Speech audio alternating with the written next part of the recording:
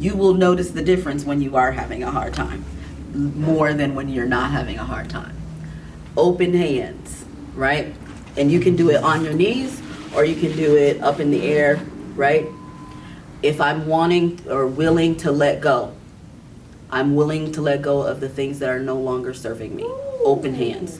So what it does is open the body up to receive, but it also opens the body up to let go. When you are triggered, it will feel really vulnerable.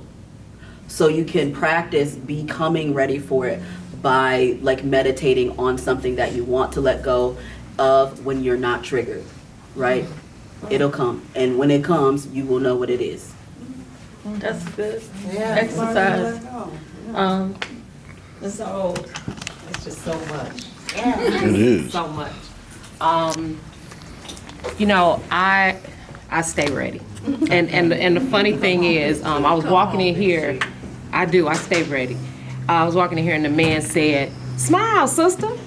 And I just kind of looked at him, and then I come in here and I see this gentleman. I've known him since childhood, and one of the things he said to me a couple months, I don't know if you remember, was, "I always thought you were so mean." Because and he's right, because I've always been in a position where I don't remember ever not feeling this way, even as a child. I'm not gonna let you hurt me. So when I say I stay ready, I'm not gonna give you an opportunity to hurt me. One of the questions you asked was, do I know who I am? Absolutely, but it wasn't always that way. And I had to be stripped in order to really know who I am, because sometimes you think you've gone through something and then something else comes your way, and the narcissist are not the enemies you're used to. They look like you. They are supposed to be taking care of you. They are supposed to be holding to a promise that they smile and send flyers out on, and then you realize, wait a minute, what do I, 2 years ago was the first time in years that I was in a position where I said, well, what do I do? And how do I do it? Like, I didn't know. I've always known. I didn't know where to start. And that stripped me, the experience I went through,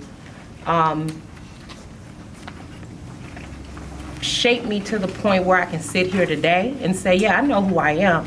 I'm someone who, I'm just not gonna take anything.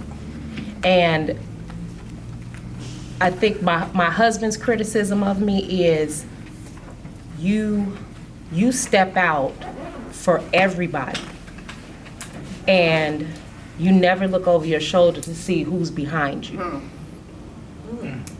You can't be an army by yourself.